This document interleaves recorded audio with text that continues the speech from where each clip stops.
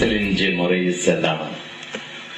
തിരുവനന്തപുരത്ത് പുല്ലുവിള എന്ന ദേശത്താണ് ഞാൻ ജനിച്ചതും 18 വയസ്സ് വരെ വളർന്നതും. ബാലനായിരിക്കുമ്പോൾ തന്നെ കത്തോലിക്ക സഭയിൽ ഒരു വിശുദ്ധനായി തീരണം എന്നുള്ള ആഗ്രഹമുണ്ടായി. 10ാമത്തെ വയസ്സിൽ ഒരു പുരോഹിതനാകാൻ എന്നെ സമർപ്പിച്ചു. 13ാമത്തെ വയസ്സിൽ പെറ്റി സെമിനാരിയിൽ ചേർന്ന് പൗരോഹിത്യ പഠനം തുടങ്ങണമെന്ന് ആഗ്രഹിച്ചുവെങ്കിലും 18 വയസ്സ് വരെ എനിക്ക് അതിനായി കാത്തിരിക്കേണ്ടി വന്നു.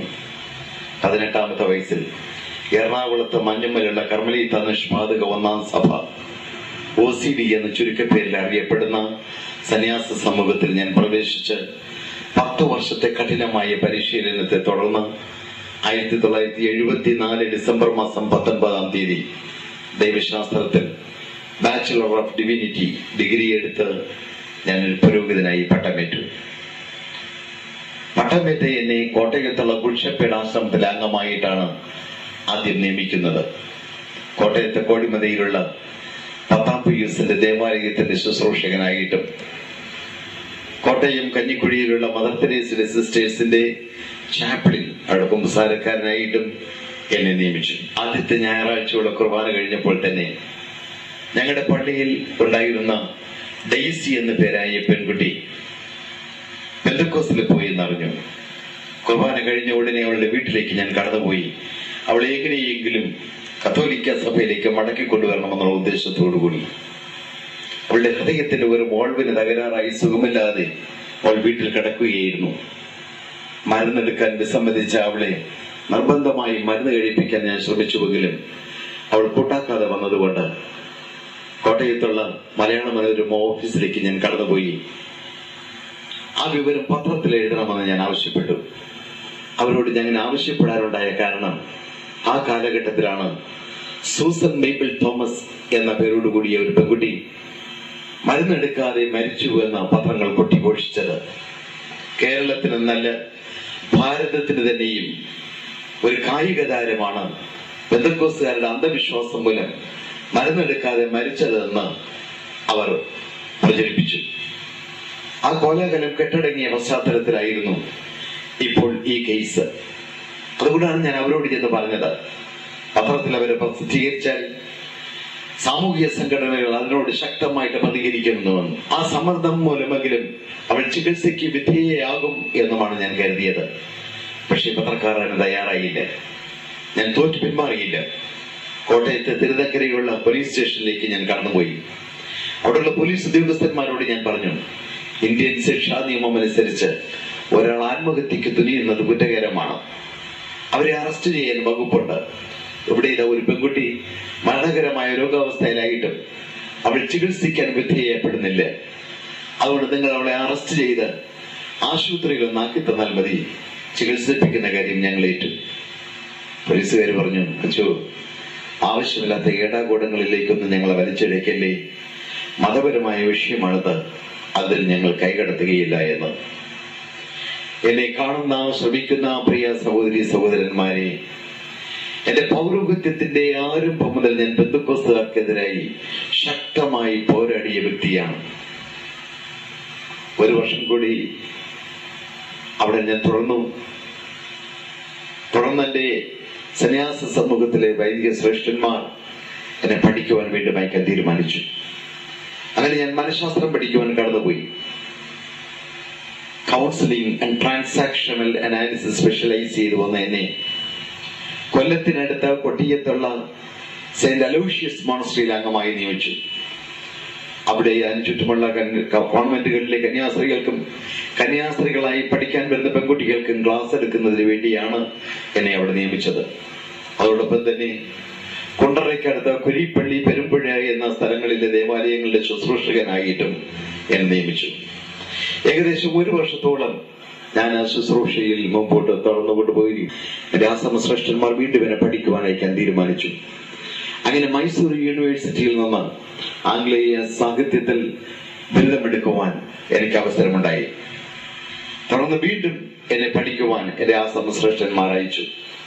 ആന്ധ്രയിലുള്ള റീജിയണൽ കമ്മ്യൂണിക്കേഷൻ സെന്ററായ അമൃതവാണിയിൽ നിന്ന് സെക്കൻഡറാബാദിൽ 1979 80 കാലഘട്ടങ്ങളിൽ ഞാൻ മാസ് മീഡിയ കമ്മ്യൂണിക്കേഷൻ പഠിച്ചുകൊണ്ടിരുന്നു.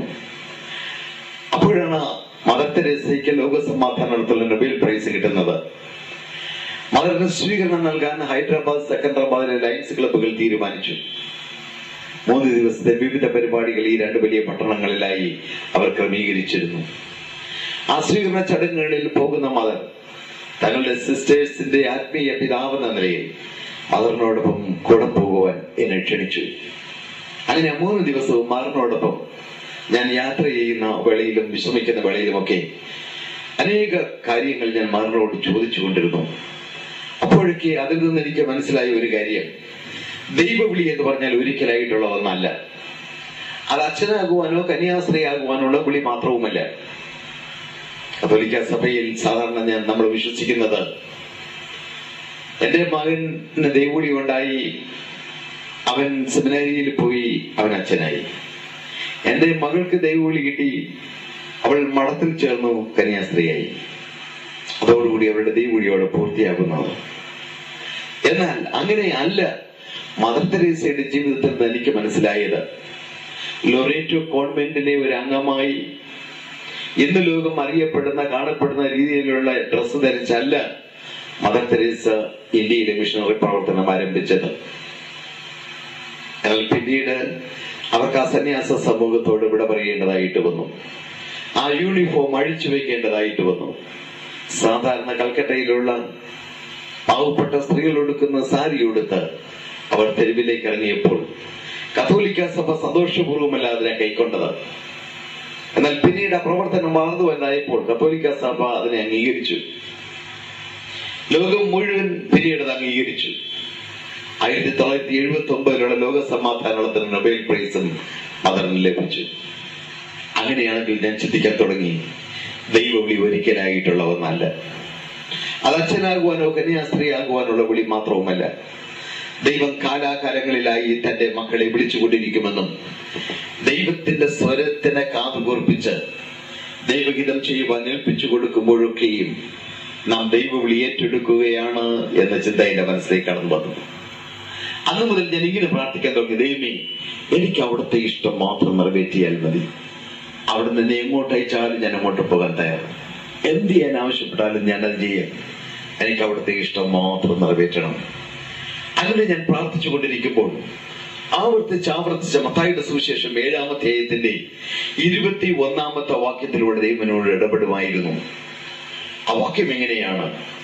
എന്നോട് കർത്താവേ കർത്താവേ എന്ന് പറയുന്ന ഏവനുമല്ല, സ്വർഗസ്ഥനായി എന്റെ പിതാവിന്റെ ഇഷ്ടം ചെയ്യുന്നവനത്രേ സ്വർഗത്തിൽ കടക്കുക.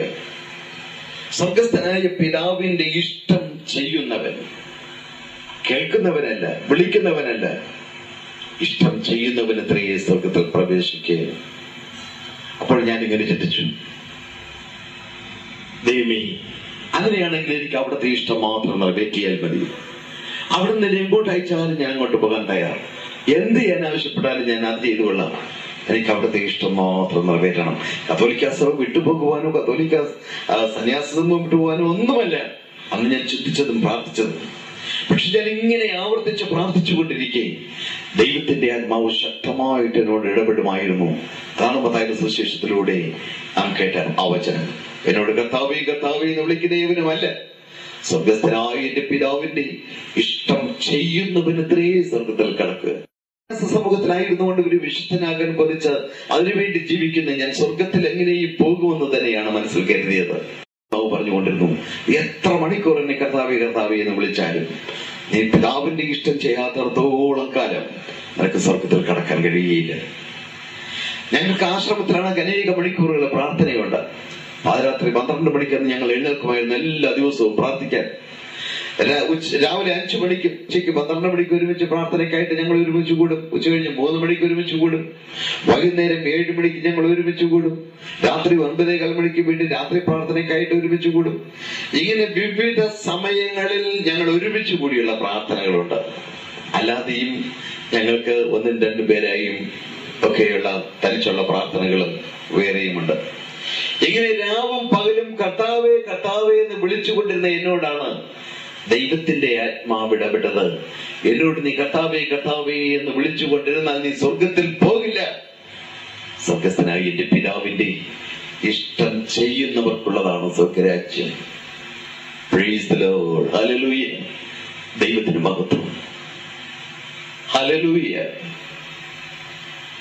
ഞാൻ പ്രാർത്ഥിച്ചുകൊണ്ടിരുന്നു. അപ്പോൾ ഞാൻ ദൈവത്തോട് ചോദിച്ചു, കർത്താവേ, ആദ്യ നൂറ്റാണ്ടിൽ അത്ഭുതങ്ങളിലൂടെയും അടയാളങ്ങളിലൂടെയും അവിടുത്തെ വചനത്തെ ഉറപ്പിച്ചതായിട്ട് ഞങ്ങൾ കാണുന്നു. എന്നാൽ എന്തുകൊണ്ട് ഇപ്പോൾ അതുപോലെയുള്ള അത്ഭുതങ്ങളും അടയാളങ്ങളും നടക്കുന്നില്ല? കർത്താവ് ഞങ്ങളോട് പറഞ്ഞുവല്ലോ, ഞങ്ങൾക്ക് വിശ്വാസമുണ്ടെങ്കിൽ കർത്താവ് ചെയ്തതിനേക്കാൾ അധികം ഞങ്ങളെ കൊണ്ട് ചെയ്യാൻ കഴിയുമെന്ന്. എന്നാൽ ഇപ്പോൾ എന്തുകൊണ്ട് ഞങ്ങൾ കർത്താവ് ചെയ്തുപോലെയോ അതിനധികം ഒന്നും ചെയ്യാൻ ഞങ്ങളെ കൊണ്ട് കഴിയാതിരിക്കുന്നത് എന്തേ എന്ന് ഞാൻ ചോദിച്ചുകൊണ്ടിരുന്നു. അതുപോലെ തന്നെ ഞാൻ കർത്താവിനോട് ചോദിച്ച മറ്റൊരു ചോദ്യമാണ്, കർത്താവ് ആദ്യ നൂറ്റാണ്ടിൽ അപ്പോസ്തലന്മാരായ ശിഷ്യന്മാരെ പത്രോസിനെയും പൗലോസിനെയും ഫിലിപ്പോസിനെയും എല്ലാം ദൈവത്തിന്റെ ആത്മാവ് കൈക്ക് പിടിച്ച് വഴി നടത്തുന്നത് പോലെ കൊണ്ടു നടന്ന അനുഭവങ്ങൾ, അപ്പോസ്തല പ്രവൃത്തികൾ ഞങ്ങൾ വായിക്കുന്നുണ്ടല്ലോ. എന്നെ എന്തുകൊണ്ട് അതുപോലെ കൈക്ക് പിടിച്ച് വഴി നടത്തുന്നില്ല കർത്താവേ എന്ന് ഞാൻ കർത്താവിനോട് ചോദിച്ചുകൊണ്ടിരുന്നു. അങ്ങനെയുള്ള ചോദ്യങ്ങൾക്കുള്ള മറുപടിയായിരുന്നു 1993 ജനുവരിയിൽ എറണാകുളത്ത് വെച്ച് എനിക്ക് ലഭിച്ചത്.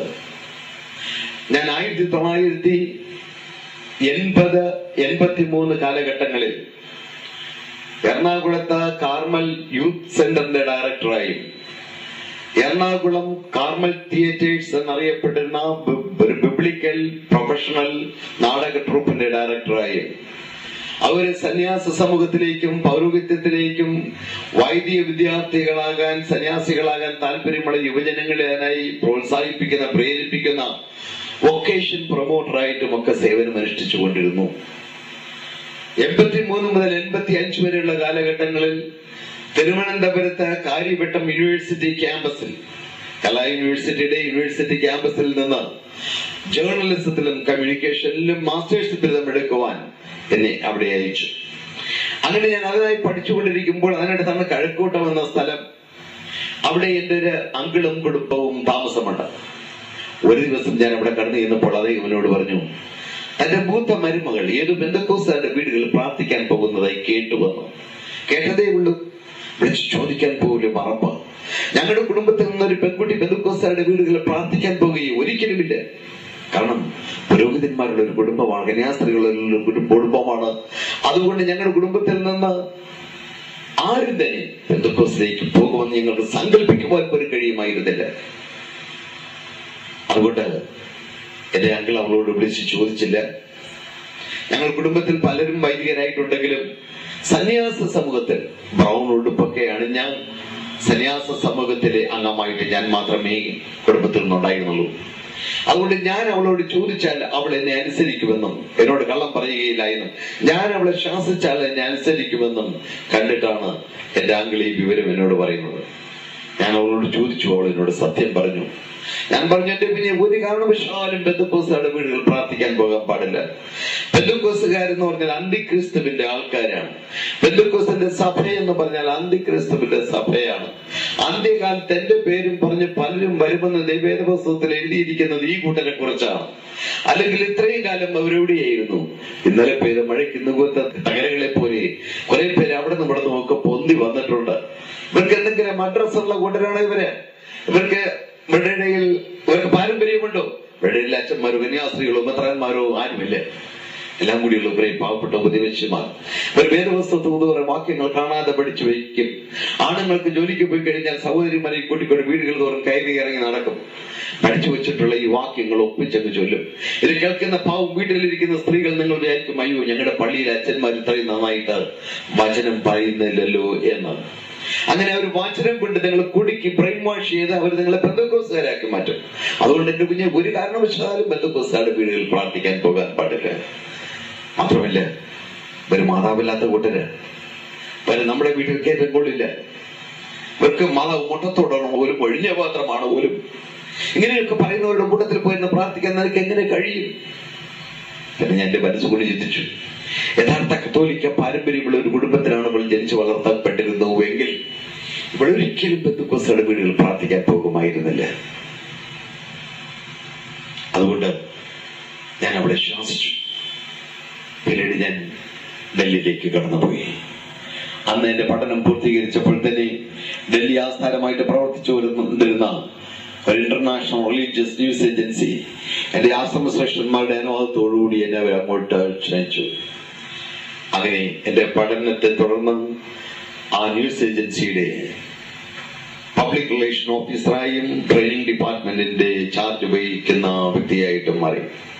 പൗരോഹിത്യ പഠനത്തും പൗരോഹിത്യ ശുശ്രൂഷയോടൊപ്പം തന്നെ ഈ ശുശ്രൂഷയും ചെയ്തുകൊണ്ടിരുന്നു. അങ്ങനെ ഇരിക്കുമ്പോഴാണ് 1986 ഫെബ്രുവരി മാസം 1-ാം തീയതി ജോൺ പോൾ രണ്ടാമൻ മാർപ്പാപ്പ തന്റെ ആദ്യത്തെ ഭാരത സന്ദർശനത്തിനായി ഇന്ത്യയിലെത്തുന്നത്.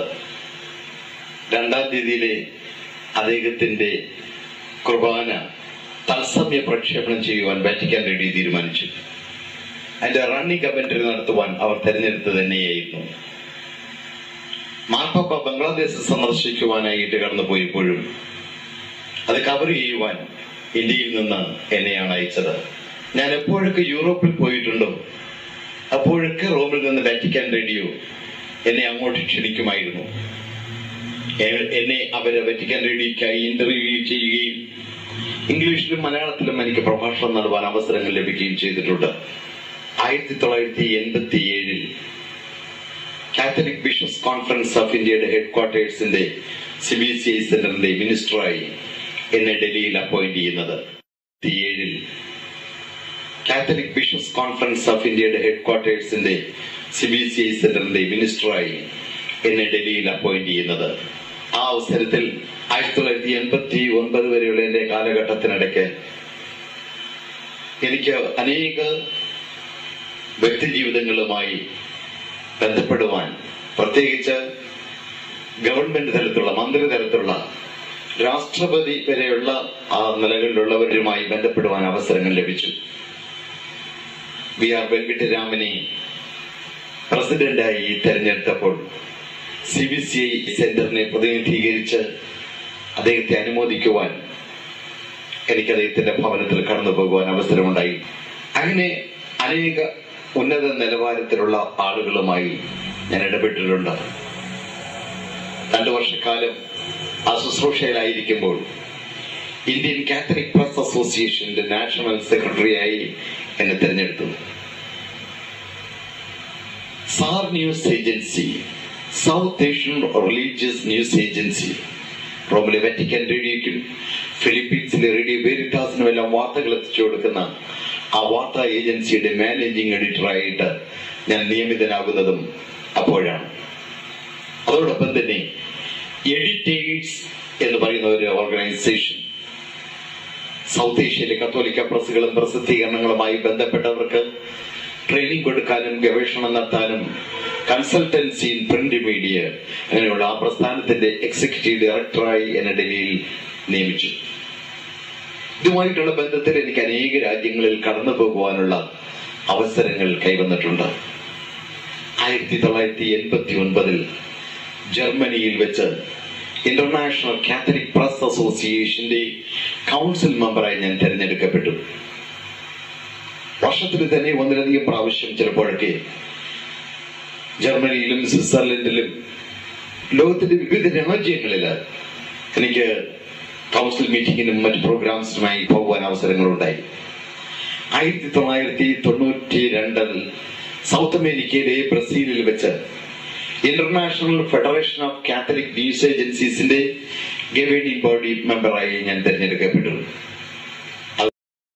ജർമ്മനിയിൽ വെച്ച് സൗത്ത് ഏഷ്യൻ കാത്തലിക് പ്രസ് അസോസിയേഷന്റെ എക്സിക്യൂട്ടീവ് ബോഡിയിലേക്ക് നേരത്തെ തെരഞ്ഞെടുക്കപ്പെട്ടിട്ടുണ്ടായിരുന്നു. അക്ഷരാർത്ഥത്തിൽ റൗണ്ട് ദ വേൾഡ് ടിക്കറ്റുമായി ഭൂഗോളം മുഴുവൻ ചുറ്റി വരുവാൻ എനിക്ക് ദൈവം അവസരമൊരുക്കിയിട്ടുണ്ട്. അമേരിക്കയിലേക്ക് പോകുവാൻ ഉള്ള മൾട്ടിപ്പിൾ എൻട്രി വിസ എന്റെ കയ്യിലുണ്ടായിരിക്കെ, ഇംഗ്ലണ്ടിലേക്ക് പോകുവാൻ അതുപോലുള്ള വിസ എന്റെ കയ്യിലുണ്ടായിരിക്കെ, സ്വിറ്റ്സർലൻഡിലും അവര് മറ്റ് 8 രാജ്യങ്ങളിലും, പണ്ട് കമ്മ്യൂണിസ്റ്റ് രാജ്യങ്ങളായിരുന്ന ഹംഗറിയും ക്രൊയേഷ്യയും അൽബേനിയയും മറ്റും, ആ രാജ്യങ്ങൾ സന്ദർശിക്കുവാൻ അവർക്കിപ്പോൾ മതസ്വാതന്ത്ര്യം ലഭിച്ച സ്ഥിതിക്ക് ഫിയാക് എന്ന ഇന്റർനാഷണൽ റിലീജിയസ് ന്യൂസ് ഏജൻസിയുടെ ഗവേണിംഗ് ബോഡിയെ അവർ ക്ഷണിച്ചിട്ട് ഏഷ്യയെ പ്രതിനിധീകരിച്ച് ഞാൻ മാത്രം അതിലുണ്ടായിരിക്കെ ഞാൻ അത് കടന്നു പോകാൻ നിർബന്ധിതരായ സാഹചര്യത്തിൽ 1993 ജനുവരിയിൽ എറണാകുളത്ത് വെച്ച് ഞാനൊരു സെമിനാറിൽ പങ്കെടുത്തുകൊണ്ടിരിക്കുമ്പോൾ അന്നേക്ക് 10 വർഷങ്ങൾക്ക് മുമ്പ് ഞാൻ പോയി ശാസിച്ച എന്റെ കസിന്റെ ഭാര്യ പിന്നീട് അവൾ പോയി ബന്ധുക്കോസിലായെന്നും അതിനെ തുടർന്ന് അവളുടെ ഭർത്താവ് എന്റെ സഹോദരനും ഭാര്യയുടെ വഴി തന്നെ പിന്തുടർന്നു വന്നു.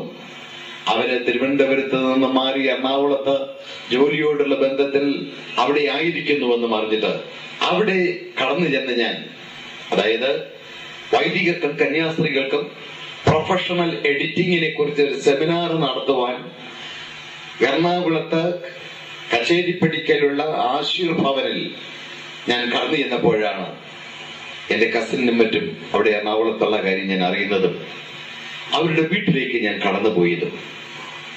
അവിടെ ഞാൻ കടന്നുപോയത് എങ്ങനെയെങ്കിലും അവരെ കത്തോലിക്ക സഭയിലേക്ക് മടക്കിക്കൊണ്ടുവരണം എന്നുള്ള ആഗ്രഹത്തോടു കൂടിയാണ്. അപ്പോഴേക്കും അവർ വചനം വെച്ച് എന്നോട് തർക്കിക്കുവാൻ ആരംഭിച്ചു. വചനം വെച്ച് അവരെന്നോട് തർക്കിക്കുകയോ, കത്തോലിക്കരായ എന്റെ ഈ സഹോദരങ്ങൾക്ക് വീട്ടിൽ ബൈബിളുണ്ട് അന്നുണ്ടായിരുന്നുവെങ്കിലും ബൈബിളൊന്നും വായിക്കുന്ന ശീലമില്ലായിരുന്നു.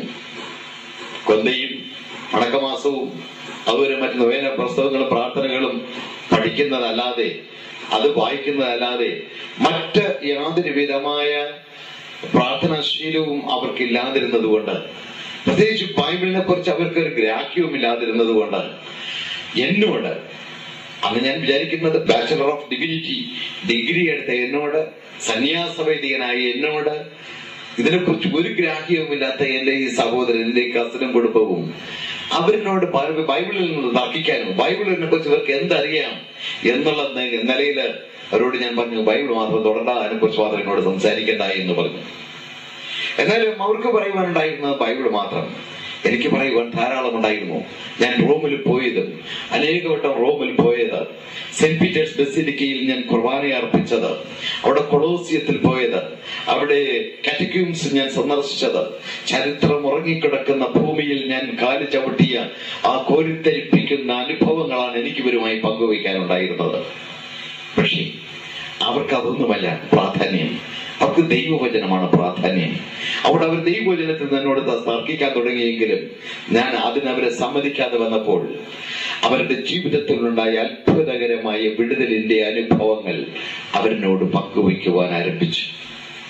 ദൈവം അവരുടെ മേൽ ദൃഷ്ടി വെച്ച് ആലോചന പറഞ്ഞ് അവരെ കൈക്ക് പിടിച്ചു വഴിയെ നടത്തിയ ഓരോ അനുഭവങ്ങൾ, അവർക്കുണ്ടായ ദർശനവും വെളിപ്പാടും, ദൈവത്തിന്റെ ആത്മാവ് അവരോട് സംസാരിച്ചത് മനുഷ്യ സ്വരത്തിൽ തന്നെ അവർ കേട്ടതും അവർ അതുപോലെ നടന്നതും, അവർക്കുണ്ടായ അത്ഭുത രോഗസൗഖ്യം, ദൈവം അവർക്ക് കൊടുത്ത ആലോചനകള് ദിവസവും മാസവും തീയതിയും തെറ്റാതെ അതോരോന്നും അതുപോലെ നടന്ന അനുഭവങ്ങൾ അവരിനോട് പങ്കുവെച്ചുകൊണ്ടിരുന്നപ്പോൾ ദൈവത്തിന്റെ ആത്മാവിനോട് ഇടപെടുവാൻ ആരംഭിച്ചു.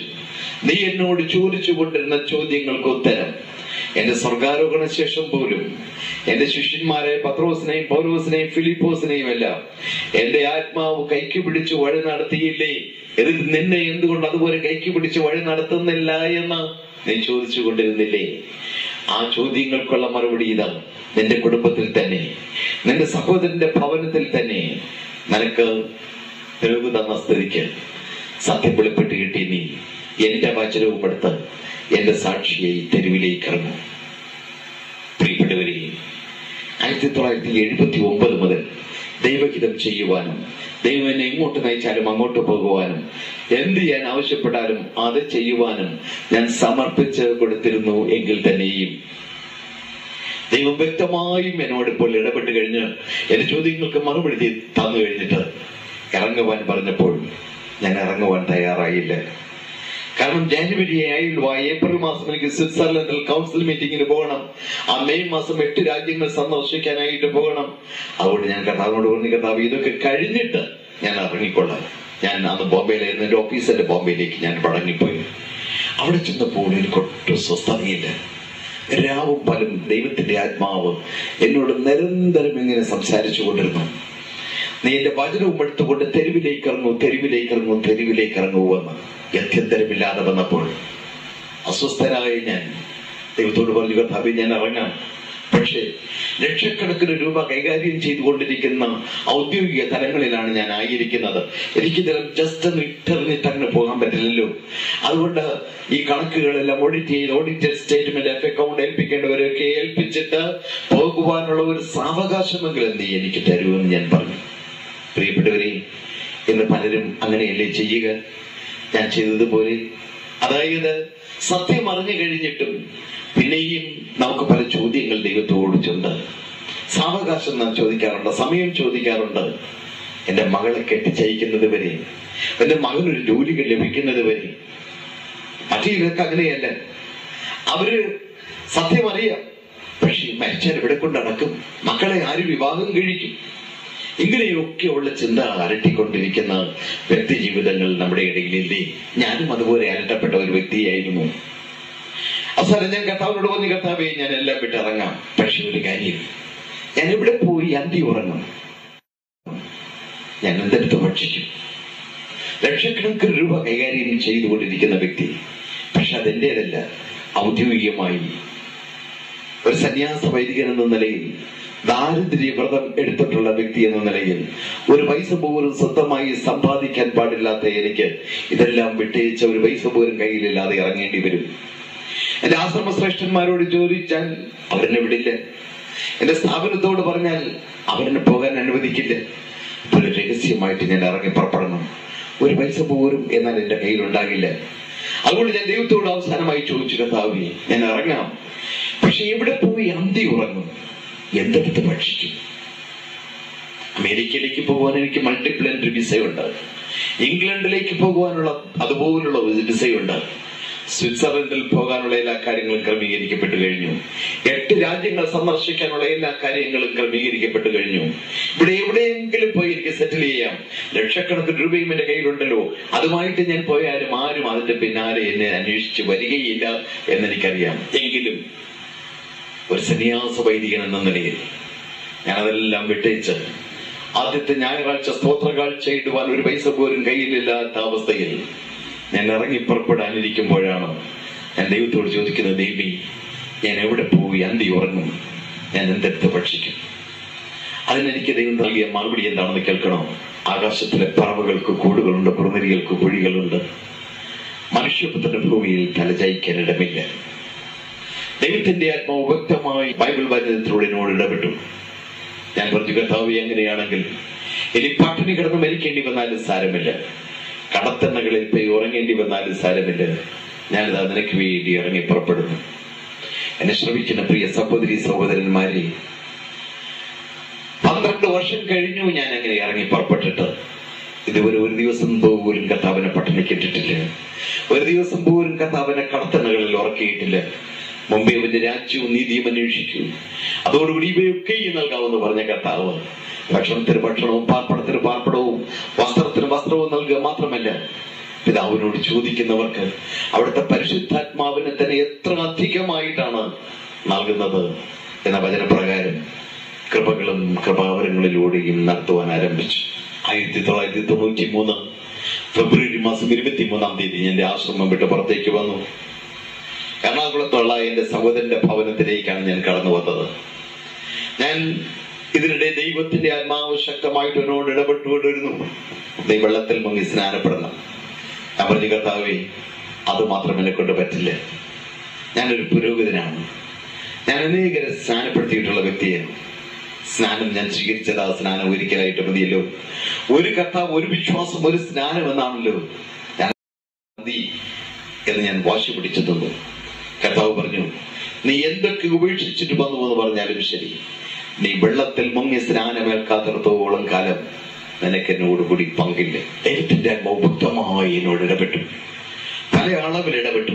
അപ്പോസ്തലപ്രവൃത്തി 19-ാം അധ്യായത്തിൽ പൗലോസ് ഉൾനാടുകളിലൂടെ സഞ്ചരിച്ച് എഫേസസിലെത്തിയപ്പോൾ അവിടെ കുറച്ച് ശിഷ്യന്മാരെ കണ്ടു. അവരോട് ചോദിച്ചു, നിങ്ങൾ വിശ്വസിച്ചിട്ട് പരിശുദ്ധാത്മാവിനെ പ്രാപിച്ചുവോ? അവർ ചോദിച്ചു, പരിശുദ്ധാത്മാവോ? അങ്ങനെ ഒന്നുണ്ടെന്ന് പോലും ഞങ്ങൾ കേട്ടിട്ടില്ല. അപ്പോൾ പൗലോസ് ചോദിച്ചു, ഏത് സ്നാനമാണ് നിങ്ങൾ സ്വീകരിച്ചത്?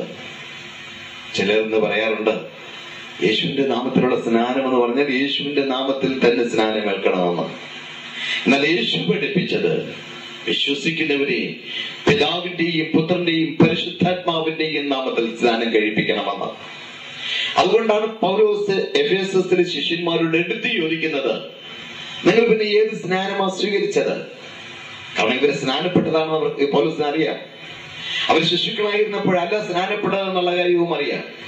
പ്രായപൂർത്തിയായ അവർ യേശുവിന്റെ നാമത്തിലുള്ള സ്നാനമാണ് സ്വീകരിച്ചതെങ്കിൽ അവർ മാനസാന്തരപ്പെട്ടതിന് ശേഷം വിശ്വസിച്ച് പിതാവിന്റെയും പുത്രന്റെയും പരിശുദ്ധാത്മാവിന്റെയും നാമത്തിൽ സ്നാനം ഏറ്റ് അവർക്ക് പരിശുദ്ധാത്മാവിൻ എന്ന് കേട്ടിട്ട് പോലുമില്ല എന്ന് പറഞ്ഞതുകൊണ്ടാണ് പൗലോസ് എടുത്തു ചോദിച്ചത്, പിന്നെ ഏത് സ്നാനമാണ് നിങ്ങൾ സ്വീകരിച്ചത്? അപ്പോൾ അവർ പറഞ്ഞു, യോഹന്നാന്റെ സ്നാനം, സ്നാപക യോഹന്നാന്റെ സ്നാനം. അത് മാനസാന്തര സ്നാനമാണ്. എന്നാൽ യേശുവിന്റെ നാമത്തിലുള്ള സ്നാനം സ്വീകരിക്കുവാൻ പൗലോസ് അവരെ ഉദ്ബോധിപ്പിക്കുകയും അവർ വീണ്ടും സ്നാനം കേൾക്കുകയും ചെയ്തതായിട്ട് അവിടെ കാണുന്നുണ്ട്. വീണ്ടും സ്നാനമേറ്റു. അങ്ങനെയാണെങ്കിൽ ഞാൻ കത്തോലിക്ക സഭയിലായിരുന്നപ്പോൾ വിശ്വസിച്ചല്ല സ്നാനമേറ്റത്. യേശു ആരാണെന്നോ യേശു എന്താണെന്നോ യേശുവിന്റെ മരണ അടക്ക പുനരുത്ഥാനത്തോടുള്ള പങ്കാളിത്തമാണോ സ്നാനമെന്നോ ഒന്നും അറിയാതെ ഒരു ശിശുവായിരുന്നപ്പോൾ അതും ജ്ഞാനസ്നാനം എന്ന് പറഞ്ഞിട്ട് ജ്ഞാനം വന്നതിന് ശേഷമുള്ള സ്നാനമല്ല ഞാൻ സ്വീകരിച്ചത്. മാമോദീസ മുങ്ങി എന്ന് പറയുമ്പോൾ ഞാൻ അവിടെ മാമോദീസ മുങ്ങിയിട്ടില്ല. ഒരു കുഞ്ഞിനെയും ഒരു പുരോഹിതനായി ഞാൻ മാമോദീസ മുക്കിയിട്ടുമില്ല. നോക്ക്, ഇത്രയും വെള്ളമേ ഞാൻ മാമോദീസ മുക്കുവാനായിട്ട് കുഞ്ഞുങ്ങൾക്ക് ജ്ഞാനസ്നാനം നൽകുവാനായിട്ട് എടുക്കുമായിരുന്നത്. ഞാനെന്നല്ല, എല്ലാ കത്തോലിക്ക പുരോഹിതന്മാരും കുഞ്ഞുങ്ങളെ മാമോദീസ മുക്കുവാൻ ഏകദേശം ഇത്രയും വെള്ളമാണ് എടുക്കുന്നത്.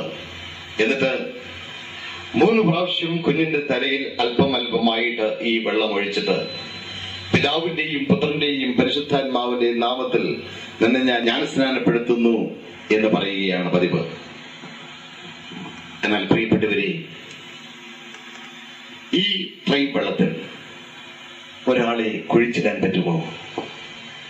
സ്നാനം യേശുവിനോട് തന്റെ മരണത്തിലുള്ള പങ്കാളിത്തവും തന്റെ ശവസംസ്കാരത്തോടുള്ള പങ്കാളിത്തവും കുഴിച്ചിടുന്ന അനുഭവത്തിലുള്ള പങ്കാളിത്തവും വെള്ളത്തിൽ നിന്ന് പൊങ്ങി വരുന്നത് ഉയർത്തെഴുന്നേറ്റ് യേശുവിന്റെ തേജസ് ധരിച്ച് ആ ജീവിതം നയിക്കുന്നതിന് വേണ്ടി യേശുവിന്റെ പുനരുത്ഥാനത്തോടുള്ള ഏകീഭാവവുമാണ്. അങ്ങനെയാണെങ്കിൽ സ്നാനം, ഞാൻ സ്വീകരിച്ച ശിശു സ്നാനം, ആ ബൈബിളിലുള്ള സ്നാന ശുശ്രൂഷ അല്ല.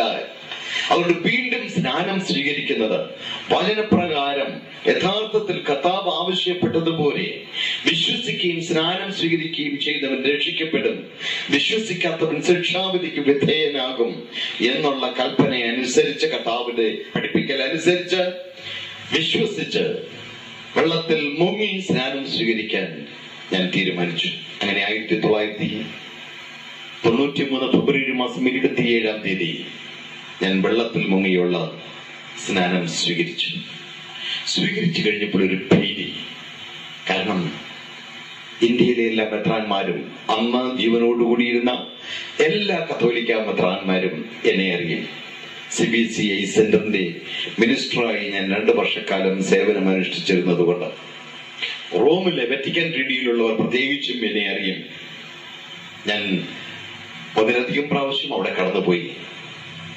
അവിടെ അവരുമായി സഹകരിച്ച് അവരുമായുള്ള പങ്കാളിത്തത്തിൽ ഞാൻ പ്രോഗ്രാം ചെയ്തിട്ടുള്ളത് കൊണ്ട് ഇവരൊക്കെ എന്നോട്, ഞങ്ങളുടെ സന്യാസ സമൂഹത്തിലെ വൈദികർ, ഇവരൊക്കെ എന്നോട് അച്ഛനെന്തായി കാണിച്ചത് എന്ന് ചോദിച്ചാൽ അത് ഞാൻ എന്ത് മറുപടി പറയും? അവർ ഫേസ് ചെയ്യാൻ എനിക്ക് ഭയമായി. അതുകൊണ്ട് ഞാൻ കർത്താവിനോട് പറഞ്ഞു, കർത്താവേ, ഞാൻ എവിടെയെങ്കിലും ഒളിച്ചിരുന്ന് ദൈവവചനം ധ്യാനിക്കാൻ, ഇവർ ചോദിക്കുന്ന ചോദ്യങ്ങൾക്കുള്ള മറുപടി നൽകുവാൻ കർത്താവിന്റെ ആധരങ്ങളിൽ മേൽ എന്റെ വചനം തരയണം. അങ്ങനെ ഞാൻ പ്രാർത്ഥിച്ചുകൊണ്ടിരുന്നപ്പോൾ 40 ദിവസം വരെയുള്ള ഉപവാസത്തെ കുറിച്ച് ഞാൻ അറിഞ്ഞു. ഞാനും 40 ദിവസത്തെ ഉപവാസം എടുക്കാൻ തീരുമാനിച്ചു. എന്നാൽ എന്റെ സഹോദരനും മറ്റ് വിശ്വാസികളും എന്നെ അതിൽ നിരുത്സാഹപ്പെടുത്തി. അവരോട് പറഞ്ഞു, 40 ദിവസം പൂർണ്ണമായും ഭക്ഷണം ഉപേക്ഷിച്ച് രാവും പകലും വെള്ളമോ ചായയോ ഗീരകോളമോ കുടിച്ചുകൊണ്ട് മാത്രം ആരും ഒറ്റയടിക്ക് അങ്ങനെ ഇരുന്നിട്ടില്ല. 1 ദിവസം, 3 ദിവസം, 7 ദിവസം, 21 ദിവസം, അത് ഒരു നേരം ഭക്ഷിച്ചുകൊണ്ടും അല്ലാതെയോ പല ആവർത്തി ഇങ്ങനെ ഉപവസിച്ചതിന് ശേഷമാണ് 40 ദിവസം പൂർണ്ണമായി ഭക്ഷണം ഉപേക്ഷിച്ച് ഉപവാസം ഇരുന്നിട്ടുള്ളത്. അതുകൊണ്ട് ഒറ്റയടിക്ക് ചെയ്യുന്ന അപകടമാണെന്നൊക്കെ പറഞ്ഞു. ഞാൻ പറഞ്ഞു, അങ്ങനെ ഉപവസിച്ചിട്ടുള്ളവരിൽ ആരെങ്കിലും ഇപ്പോഴും ജീവനോടുകൂടി ഇരിപ്പുണ്ടെങ്കിൽ ഇതെനിക്ക് ടെസ്റ്റ് കേസാണ്. കർത്താവാണ് എന്നെ വിളിച്ചിറക്കിയതെങ്കിൽ, ഇതാണ് യഥാർത്ഥത്തിലുള്ള സത്യത്തിന്റെ പാതയെങ്കിൽ 40 ദിവസം പൂർണ്ണമായും ഭക്ഷണം ഉപേക്ഷിച്ച് ഉപവസിക്കാനുള്ള കൃപ കർത്താവ് എനിക്ക് നൽകും എന്ന് പറഞ്ഞുകൊണ്ട് സ്നാനപ്പെട്ടതിന്റെ 4-ാം ദിവസം മുതൽ ഞാൻ ഉപവാസം ആരംഭിച്ചു. ഓരോ ദിവസം കഴിയുന്തോറും ദൈവം എന്നെ ബലപ്പെടുത്തിക്കൊണ്ടിരുന്നു. ആരംഭം മുതൽ കർത്താവ് എനിക്ക് ദർശനവും വെളിപ്പാടും നൽകി. 14-ാമത്തെ ദിവസം ആത്മാവിന്റെ ശക്തികൾ നിറഞ്ഞ അന്യഭാഷയിൽ ഞാൻ ദൈവത്തെ സ്തുതിക്കാൻ ആരംഭിച്ചു. അതുപോലെ തന്നെ ഗൗരവതരമായ 2 രോഗത്താൽ ഞാൻ ഭാരപ്പെട്ടിരുന്നു. ഡൽഹിയിലെ ഹോളി ഫാമിലി ഹോസ്പിറ്റലിൽ അഡ്മിറ്റ് ചെയ്ത് വന്നും പോയി ഉള്ള ചികിത്സയിലായിരുന്നു. ഡോക്ടർ സുമന്റെ ട്രീറ്റ്മെന്റ്, എക്സ്റേകൾ പലതരത്തിൽ സ്കാൻ ചെയ്തു. ഡോക്ടേഴ്സ് പറഞ്ഞത് ശരീരം മുഴുവൻ തളർന്നു പോകാവുന്ന തരത്തിലുള്ള ഒരു രോഗമാണ്, പ്രത്യേക ചികിത്സകളൊന്നുമില്ല, ഫിസിയോതെറാപ്പിയുടെ കുറെ എക്സസൈസുകളുണ്ട്, അത് ചെയ്യണം. അങ്ങനെ തുടർച്ചയായി ഈ എക്സസൈസുകൾ ചെയ്യാതെ വരുമ്പോൾ ഭുജങ്ങൾക്കകത്ത് സൂചികൾ കൊണ്ട് കുത്തുന്ന പോലത്തെ വേദന അനുഭവപ്പെടും. കൈയും കാലും ചലിപ്പിക്കുവാനാകില്ല, കഴിവ് അങ്ങോട്ടും ഇങ്ങോട്ടും തിരിക്കുവാനാകില്ല, ഇരിക്കാനോ കിടക്കാനോ കഴിയുമായിരുന്നില്ല. ഞാൻ ഉപവാസം തുടങ്ങിയ നാളുകളിൽ ഈ എക്സസൈസ് ചെയ്യുന്ന കാര്യമൊക്കെ അങ്ങ് വിട്ടു. ഉപവാസം തുടങ്ങിയതിന്റെ 2-ാമത്തെ ഞായറാഴ്ച എനിക്ക് ആരാധിക്കാൻ പോകാൻ എന്റെ ഷർട്ട് മാറുവാൻ കഴിയുന്നില്ല. കൈ ഒന്ന് ചലിപ്പിച്ചിട്ട് വേണ്ടേ ഡ്രസ്സ് മാറുവാൻ, പക്ഷെ എനിക്ക് സാധിക്കുന്നില്ല. അപ്പോൾ എന്റെ കസിൻ പറഞ്ഞു, നമുക്ക് വെള്ളം ചൂടാക്കി ആവി പിടിക്കാം, അപ്പോൾ അല്പ ആശ്വാസം ലഭിക്കുമല്ലോ, എന്നിട്ട് ഡ്രസ്സ് മാറി ആരാധിക്കാൻ പോകാമെന്ന്. ഞാൻ പറഞ്ഞു, വേണ്ട, ഇപ്പോൾ തന്നെ വളരെ ലേറ്റായി, നമുക്ക് എങ്ങനെയെങ്കിലും ആരാധിക്കാൻ പോകാമെന്ന് പറഞ്ഞിട്ട് ആരാധിക്കാനായിട്ട് കടന്നുപോയി. അവിടെ ചെന്നപ്പോൾ എല്ലാവരും കൈയടിച്ച് പാട്ടുപാടി ദൈവത്തെ ആരാധിച്ചു കൊണ്ടിരിക്കുകയാണ്. അവർ നോക്കിക്കുറ്റി പോലെ ഞാൻ മാത്രം കൈ ചലിപ്പിക്കാതെ അവിടെ ഇരിക്കുന്നത് എങ്ങനെ? അതുകൊണ്ട് ഞാൻ എന്ത് വേദന സഹിച്ചായിരുന്നാലും കൈയടിച്ച് പാട്ടുപാടി ദൈവത്തെ സ്തുതിക്കാമെന്ന് പറഞ്ഞുകൊണ്ട് ഞാൻ കൈയടിച്ച് പാട്ടുപാടി ദൈവത്തെ സ്തുതിക്കാൻ ആരംഭിച്ചപ്പോൾ ദൈവത്തിന്റെ ആത്മാവിനോട് ഇടപെട്ടുകൊണ്ട് ചോദിച്ചു, നീ എന്നെ ഇങ്ങനെ കൈയടിച്ച് പാട്ടുപാടി സ്തുതിക്കുന്നത് വഴി നിനക്ക് ലഭിക്കുന്നതിനേക്കാൾ വലിയ എക്സസൈസ് ആണോ നിന്റെ ഫിസിയോതെറാപ്പിയിൽ നിന്നുള്ള എക്സസൈസ്? അപ്പോൾ ആ ഇരിപ്പിലിരുന്നുകൊണ്ട് ഞാൻ കർത്താവിനോട് പറഞ്ഞു, കർത്താവേ, അങ്ങനെയാണെങ്കിൽ മേലിൽ ഞാൻ ഫിസിയോതെറാപ്പിയുടെ എക്സസൈസ് ചെയ്യുകയില്ല. അവിടെ നിന്ന് സുഖപ്പെടുത്തുമ്പോൾ എനിക്ക് സുഖമായാൽ മതിയെന്ന് ഞാൻ എന്റെ മനസ്സുകൊണ്ട് പറഞ്ഞു തീർന്നില്ല. ആ നിമിഷം അത്ഭുതകരമായി ദൈവം എന്നെ സൗഖ്യമാക്കി. എനിക്ക് കഴുത്ത് തിരിക്കാം, കൈ ചലിപ്പിക്കാം. കൃപയാൽ ദൈവം എന്നെ സൗഖ്യത്തോടെ നടത്തുന്നു. ഡോക്ടേഴ്സ് എന്നോട് പറഞ്ഞത് തലയണമൊന്നും ഉപയോഗിക്കരുത്, ഫ്ലാറ്റ് ആയിട്ട് കിടന്ന് ഉറങ്ങണമെന്നൊക്കെയാണ്. പക്ഷെ അന്നുപോലെ ഞാൻ തലയണ ഉപയോഗിക്കാൻ തുടങ്ങി. കർത്താവ് വിടുവിച്ചാൽ എന്തിനു പേടിക്കണം? ദൈവത്തിന് സ്തോത്രം. അതുപോലെ 1977 ഞാൻ കൊട്ടിയത്തായിരുന്നപ്പോൾ ഉദര സംബന്ധമായ ഒരു അസുഖം ബാധിച്ച് ഞാൻ കൊട്ടിയത്തുള്ള ഹോളി ക്രോസ് ഹോസ്പിറ്റലിൽ ഞാൻ അഡ്മിറ്റ് ചെയ്ത് കിടന്നു. അത് 2 ആഴ്ചയോളം ഞാൻ ഹോസ്പിറ്റലിൽ കിടന്നു. ഡോക്ടർ കുര്യൻ അന്ന് എന്നോട് പറഞ്ഞത്, അച്ഛൻ അക്യൂട്ട് ഹൈപ്പർ അസിഡിറ്റിയാണ്, ഒരു നേരം പോലും ഭക്ഷണം ഒഴിവാക്കരുത്, ദീർഘദൂര യാത്ര ചെയ്യുമ്പോഴും സോൾട്ട് ബിസ്ക്കറ്റ് എങ്കിലും എപ്പോഴും കയ്യിൽ കരുതിയിരിക്കണം, ബേണിംഗ് സെൻസേഷൻ ഉണ്ടാകുമ്പോൾ, വയറിച്ചിലുണ്ടാകുമ്പോൾ ഈ ബിസ്ക്കറ്റ് കഴിക്കണമെന്ന്. അങ്ങനെ നിർദ്ദേശം ലഭിച്ചിരുന്ന ഞാനാണ് 40 രാവും 40 പകലും പൂർണ്ണമായും ഭക്ഷണം ഉപേക്ഷിച്ച് ഉപവസിക്കാൻ തീരുമാനിക്കുന്നത്. അപ്പോൾ ഈ രോഗത്തിന്റെ ചിന്ത എന്റെ മനസ്സിലേക്ക് കടന്നു വന്നു. ഞാൻ കർത്താവിനോട് പറഞ്ഞു, കർത്താവേ, ഞാൻ ഉപവസിക്കുന്നത് കാരണം നീ ഹൈപ്പർ അസിഡിറ്റി എന്നല്ല, ഏത് അസുഖം വന്നാലും ഞാൻ സമർപ്പിച്ചു കഴിഞ്ഞപ്പോൾ ഹൈപ്പർ അസിഡിറ്റി എവിടെ പോയെന്ന് എനിക്കറിയില്ല. ദൈവം അത്ഭുതകരമായി അതിൽ നിന്നും എന്നെ വിടുവിച്ചതിനാൽ ഞാൻ എന്റെ ദൈവത്തെ സ്തുതിക്കുന്നു. ദൈവത്തിന്റെ മഹത്വം. ഞാൻ കത്തോലിക്ക സഭയിലായിരുന്നപ്പോൾ ഞാൻ യേശുവിൽ വിശ്വസിച്ചു. എന്നാൽ ഇപ്പോൾ ഞാൻ യേശുവിൽ വിശ്വസിക്കുന്നു എന്ന് മാത്രമല്ല, ഇവിടെ ഞാൻ യേശുവിനെ കാണുന്നു, ഇവിടെ ഞാൻ യേശുവിനെ കേൾക്കുന്നു, ഇവിടെ ഞാൻ യേശുവിനെ സ്പർശിച്ച് അനുഭവിച്ചറിയുന്നു. എന്റെ മേൽ ദൃഷ്ടി വെച്ച് ആലോചന പറഞ്ഞ് കൈക്ക് പിടിച്ച് വഴി നടത്തുന്ന ഓരോ അനുഭവങ്ങളിലൂടെ ദൈവം എന്നെ കൊണ്ട് നടക്കുകയാണ്. എന്റെ സഹോദരങ്ങൾ എന്നോട് ചോദിക്കാറുണ്ട്, കത്തോലിക്ക സഭയ്ക്കകത്ത് നിന്നുകൊണ്ട് തന്നെ പ്രവർത്തിക്കാമായിരുന്നില്ലേ എന്ന്. കരിസ്മാറ്റിക് ധ്യാനം ആരംഭിച്ച കാലഘട്ടത്തിൽ തന്നെ ഞാൻ കരിസ്മാറ്റിക് ധ്യാനത്തിലുണ്ടായിരുന്നു. അങ്ങനെ ഞാൻ കരിസ്മാറ്റിക് ധ്യാനം പ്രസംഗിച്ചിട്ടുണ്ട്. അത്ഭുതങ്ങളും അടയാളങ്ങളും അവിടെ ഞാൻ കാണുകയും അനുഭവിക്കുകയും ചെയ്തിട്ടുണ്ട്. എങ്കിലും ദൈവത്തിന്റെ ആത്മാവ് എന്നോട് വ്യക്തമായിട്ട് ഇടപെട്ടു. എന്നാൽ സഹോദരൻ എന്ന് പേർപ്പെട്ട ഒരുവൻ പുറനടപ്പുകാരനോ അത്യാഗ്രഹിയോ വിഗ്രഹാരാധിയോ മോപിഷ്ടാകാരനോ മദ്യപനോ പിടിച്ചുപറിക്കാരനോ ആകുന്നുവെങ്കിൽ അവനോട് സംസർഗമരുത്, അവനോടുകൂടി ഭക്ഷണം പോലും കഴിക്കരുത് എന്ന്. സഭയ്ക്കകത്ത് നിന്നുകൊണ്ട്, വിഗ്രഹങ്ങളുടെ നടുവിൽ നിന്നുകൊണ്ട് നിനക്ക് എങ്ങനെ എന്നെ ആരാധിക്കാൻ കഴിയുമെന്ന് ദൈവാത്മാവിനോട് ഇടപെട്ടു. ഞാൻ പറഞ്ഞു, കർത്താവിൽ വിഗ്രഹാരാധന പാവമാണെന്ന് കത്തോലിക്ക സഭയിൽ സെമിനാരിയിൽ ഞാൻ പഠിച്ചിട്ടുണ്ട്. പക്ഷേ ഞങ്ങൾ ചെയ്യുന്നത്, കത്തോലിക്ക സഭയിൽ ഞങ്ങൾ ചെയ്തുകൊണ്ടിരുന്നത് ആരാധനയല്ല, അത് വണക്കമാണ്. ദൈവത്തിന്റെ ആത്മാവ് അപ്പോൾ വ്യക്തമായിട്ട് വചനത്തിലൂടെ എന്നോട് ഇടപെട്ടു. പുറപ്പാടിന്റെ പുസ്തകം 20-ാം അധ്യായത്തിന്റെ 4-ാമത്തെ വാക്യത്തിൽ, മുകളിൽ ആകാശത്തിലോ താഴെ ഭൂമിയിലോ ഭൂമിക്കടിയിലോ സമുദ്രത്തിലോ ഉള്ള യാതൊന്നിന്റെയും പ്രതിമയുണ്ടാക്കി, വിഗ്രഹമുണ്ടാക്കി, സ്വരൂപമുണ്ടാക്കി അതിന്റെ മുമ്പിൽ തലവണക്കരുത് എന്ന്, അതിനെ നമസ്കരിക്കരുത് എന്ന് വ്യക്തമായിട്ട് ദൈവത്തിന്റെ ആത്മാവിനോട് ഇടപെട്ടു.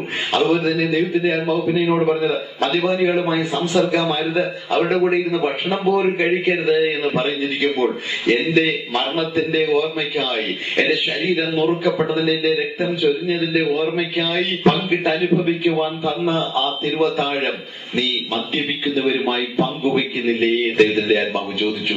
അതിനെനിക്ക് മറുപടി പറയാനില്ലായിരുന്നു. കാരണം ശരിയാ, ഞാൻ അനേകവട്ടം അത് ചെയ്തിട്ടുണ്ട്. അതുകൊണ്ട് ദൈവത്തിന്റെ ആത്മാവ് ശക്തമായിട്ട് എന്നോട് ഇടപെട്ടു. അതുകൊണ്ട് അവരുടെ നടുവിൽ നിന്ന് പുറപ്പെട്ട വേർപെട്ടിരിപ്പി, എന്നാൽ ഞാൻ നിങ്ങളെ കൈക്കൊണ്ട് ഞാൻ നിങ്ങൾക്ക് ദൈവവും നിങ്ങൾ എനിക്ക് പുത്രന്മാരും പുത്രിമാരുമായിരിക്കുമെന്നുള്ള ദൈവിക വചനത്തിന്റെ ആലോചന പ്രകാരം കത്തോലിക്ക സഭയ്ക്കകത്ത് നിന്നുകൊണ്ട് പിന്നെ എനിക്ക് പ്രവർത്തിക്കാൻ കഴിയുമായിരുന്നില്ല. അതുകൊണ്ട് അവരുടെ നടുവിൽ നിന്ന് പുറപ്പെട്ട് വേർപെടുവാൻ ദൈവത്തിന്റെ ആത്മാവിനെ പ്രേരിപ്പിച്ചതിന്റെ മേലാണ് ഞാൻ കത്തോലിക്ക സഭയ്ക്ക് പുറത്തു നിന്നുകൊണ്ട് ദൈവവചനത്തിന്റെ അടിസ്ഥാനത്തിൽ, ദൈവത്തിന്റെ വചനത്തിൽ പറഞ്ഞിട്ടുള്ളതും അതിൻ്റെതായ പാരമ്പര്യവും അനുസരിച്ചുള്ള കാര്യങ്ങൾ ഞാൻ ചെയ്യുവാനായിട്ട് ആഗ്രഹിക്കുന്നത്. അങ്ങനെ സുവിശേഷം പറഞ്ഞ് വൈദികരും കന്യാസ്ത്രീകളും രക്ഷയുടെ അനുഭവത്തിലേക്ക് വന്നുകൊണ്ടിരിക്കുന്ന വളരെ സന്തോഷകരമായ ആ അനുഭവത്തിൽ ഞാനായിരിക്കുന്നു. അന്ധകാരത്തിൽ നിന്ന് നിങ്ങളെ അത്ഭുത പ്രകാശത്തിലേക്ക് വിളിച്ച് വേർതിരിച്ചവന്റെ സൽഗുണങ്ങളെ കീർത്തിക്കുവാൻ കർത്താവിനെയും കണ്ട് അവിശ്വസ്തനായിരുന്ന, അവിശ്വാസിയായിരുന്ന എന്നെയും പാപത്തിന്റെ ചെളിക്കുണ്ടിൽ നിന്ന് വലിച്ചെടുത്ത് എന്നെയും കർത്താവിന്റെ യഥാർത്ഥ മുന്തിരിത്തോട്ടത്തിലെ വേലക്കാരനായി ഇന്ന് തീർത്തതിനെ ഓർത്ത് ഞാൻ ദൈവത്തെ സ്തുതിക്കുന്നു, ദൈവത്തെ മഹത്വപ്പെടുത്തുന്നു. വിവാഹം കഴിക്കാനല്ലേ അച്ഛൻ കത്തോലിക്ക സഭ വിട്ടതെന്ന് ചിലരോട് ചോദിക്കാറുണ്ട്. ഇല്ല പ്രിയപ്പെട്ടവരെ, വിവാഹം കഴിക്കാനുള്ള ഉദ്ദേശത്തോടു കൂടി ആയിരുന്നില്ല ഞാൻ കത്തോലിക്ക സഭ വിട്ട് പുറത്തേക്ക് വന്നത്. ഞാൻ കത്തോലിക്ക സഭ വിട്ട് പുറത്തേക്ക് വരുമ്പോൾ എനിക്ക് 46 വയസ്സുണ്ടായിരുന്നു. വിവാഹം കഴിക്കണമായിരുന്നുവെങ്കിൽ അന്ന് എനിക്ക് വിവാഹം കഴിക്കാമായിരുന്നു. അപ്പോൾ തന്നെ വയസ്സ് അധികം മുമ്പോട്ട് പോയി കഴിഞ്ഞിരുന്നല്ലോ. അത് മാത്രമല്ല, ലക്ഷക്കണക്കിന് രൂപ എന്റെ കയ്യിൽ ഉണ്ടായിരുന്ന കാലഘട്ടം. അതോടൊപ്പം അമേരിക്കയിലോ ഇംഗ്ലണ്ടിലോ യൂറോപ്പിലോ എവിടെയെങ്കിലും പോയി എനിക്ക് സെറ്റിൽ ചെയ്യാമായിരുന്ന സാഹചര്യം. എനിക്ക് ആരെയെങ്കിലും കിട്ടുമായിരുന്നില്ലേ? ആരെയെങ്കിലും കൂട്ടി ലോകത്തിന്റെ ഏതെങ്കിലും ഭാഗങ്ങളിൽ പോയി സെറ്റിൽ ചെയ്യാൻ പണവും ഉണ്ടായിരുന്നല്ലോ. പക്ഷെ അതായിരുന്നില്ല എന്റെ ലക്ഷ്യം. അതുകൊണ്ട് എല്ലാം വെടിഞ്ഞുകൊണ്ട് ഞാൻ തെരുവിലേക്ക് ഇറങ്ങുമ്പോൾ ചോദിച്ചത്, ഞാൻ എവിടെ പോയി അന്തി ഉറങ്ങും, ഞാൻ എന്തെടുത്ത് ഭക്ഷിക്കും എന്നാണ്. ഞാൻ വിവാഹം കഴിക്കാൻ ഉദ്ദേശിച്ചിരുന്നെങ്കിൽ ആ ചോദ്യം അനാവശ്യമായിരുന്നു. ഇറങ്ങി തിരിച്ചിട്ടും ഞാൻ ഒറ്റയ്ക്ക് പൗലോസിനെ പോലെ നിന്ന് പ്രവർത്തിക്കണം എന്നാണ് ആഗ്രഹിച്ചത്. അല്ലെങ്കിൽ കത്തോലിക്കരായ എന്റെ സഹോദരങ്ങൾ തീർച്ചയായും പറയും വിവാഹം കഴിക്കാൻ വേണ്ടി ഇറങ്ങിയതാണെന്ന്. അവിടെ എന്റെ സാക്ഷ്യം നഷ്ടപ്പെടില്ലേ എന്നുള്ളത് കൊണ്ട് ഞാൻ അങ്ങനെ ഒറ്റയ്ക്ക് നിൽക്കാൻ തീരുമാനിച്ചു. 21 മാസം ഞാൻ അങ്ങനെ ഒറ്റയ്ക്ക് നിന്നു. എന്റെ 48 വയസ്സായപ്പോഴാണ് ഞാൻ വിവാഹിതനാകുന്നത്. എങ്ങനെയാണെന്നോ ഞാൻ വിവാഹിതനായത്?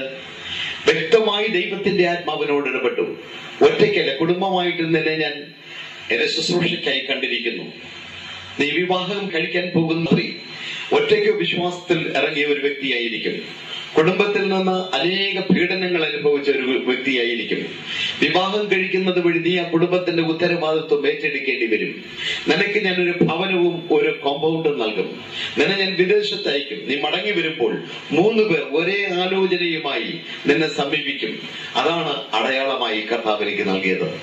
അക്ഷരാർത്ഥത്തിൽ അതൊക്കെ അതുപോലെ നടന്നു. അങ്ങനെ ഞാൻ കോഴഞ്ചേരിയിൽ കോലത്ത് പീടികയിൽ എന്ന ഫാമിലിയിൽ നിന്ന് ലിസ എന്ന പേരായ BTH ബിരുദം സമ്പാദിച്ച് 40 വയസ്സിന് 10 ദിവസം മാത്രം കുറവുണ്ടായിരിക്കെ ആ സഹോദരിയെ എന്റെ സഹധർമ്മിണിയായി ദൈവം എനിക്ക് കൂട്ടിച്ചേർത്തു. ഞങ്ങൾ കുടുംബമായിട്ട് ഇപ്പോൾ തിരുവല്ലയിൽ താമസിച്ചുകൊണ്ടാണ് ശുശ്രൂഷകൾ ചെയ്യുന്നത്. ഞാൻ ഉപവാസമിരുന്നപ്പോൾ ദൈവിക ആലോചന ഒന്നിന് പുറകെ ഒന്നായി എനിക്ക് ലഭിച്ചുകൊണ്ടിരുന്നു. മോശയെ പോലെ കർത്താവിനെ വിളിച്ച് വേർതിരിച്ചിരിക്കുകയാണെന്നും, പൗലോസിനെ പോലെ കണ്ടിരിക്കുകയാണെന്നും, യോഹന്നാൻ സ്നാപകനെ പോലെ കർത്താവിന് വേണ്ടി ഇറങ്ങി പുറപ്പെടണമെന്നും എനിക്ക് ആലോചനയുണ്ടായി. 1.5 വർഷം കൂടെ കഴിഞ്ഞപ്പോൾ, കൃത്യമായി പറഞ്ഞാൽ 1994 സെപ്റ്റംബർ മാസം 12-ാം തീയതി രാവിലെ 9 മണിക്ക് ഞാൻ എന്റെ മുറിയിൽ ഏകനായി പ്രാർത്ഥിച്ചുകൊണ്ടിരുന്നു. ഒരു 20 മിനിറ്റോളം പ്രാർത്ഥന നടന്നു കഴിഞ്ഞപ്പോൾ ദൈവത്തിന്റെ ആത്മാവിനോട് ഇടപെടാൻ ആരംഭിച്ചു. കർത്താവിനോട് പറഞ്ഞ്, എന്റെ ഹെറാൾഡായിട്ട് എനിക്ക് മുമ്പേ നീ പോകണം, എന്റെ ദൂതുവാകിയായി നീ ഇറങ്ങണം.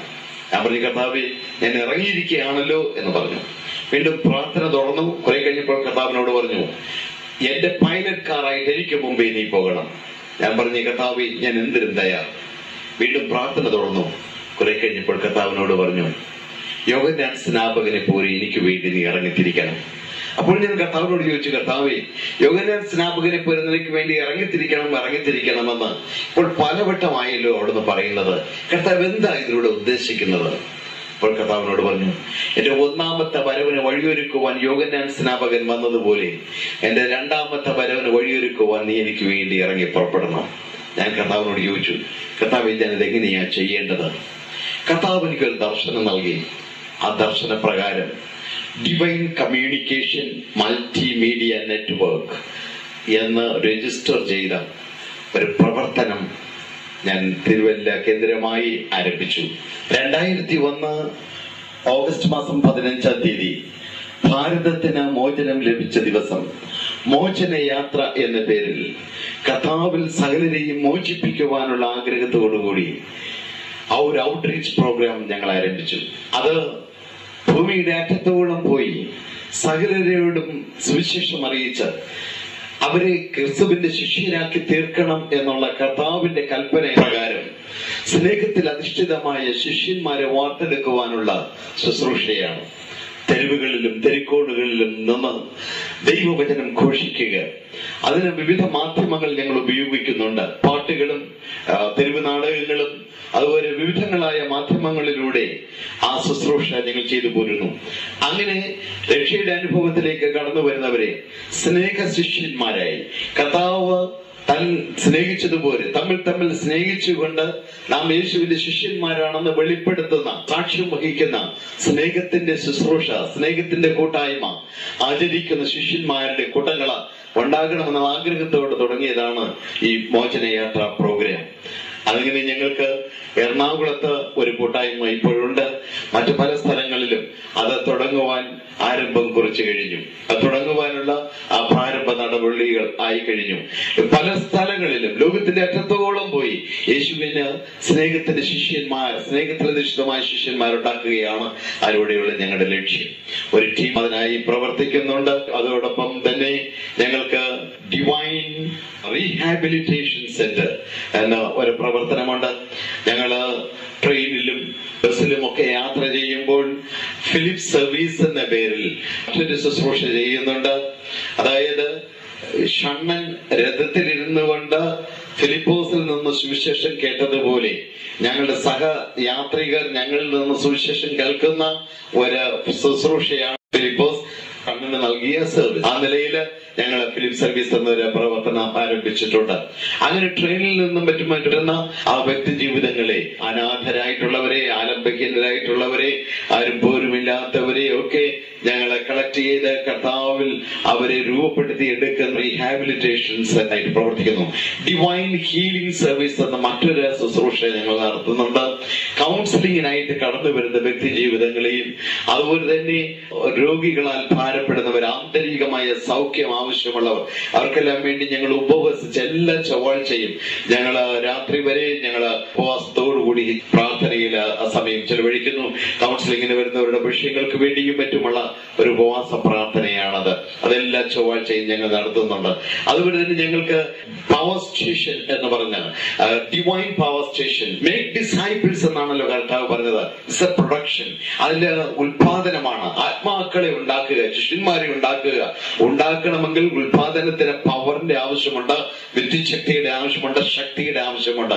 കർത്താവ് പറഞ്ഞു, നിങ്ങൾ സ്വർഗത്തിൽ നിന്നുള്ള ശക്തി പ്രാപിച്ചിട്ട് ജെറൂസലേമിലും ജുദയയിലൊക്കെയിലും ശമരിയയിലും ഭൂമിയുടെ അറ്റത്തോളം എന്റെ സാക്ഷികളാകണമെന്ന്. അതുകൊണ്ട് ആത്മീയ ശക്തി പ്രാപിക്കുവാൻ പ്രാർത്ഥനയിൽ ഉറ്റിരുന്ന 24 മണിക്കൂറും പ്രാർത്ഥിച്ച് ശക്തി പ്രാപിക്കുന്ന ഒരു ശുശ്രൂഷ ഞങ്ങൾക്ക് ചെയ്യുന്നുണ്ട്.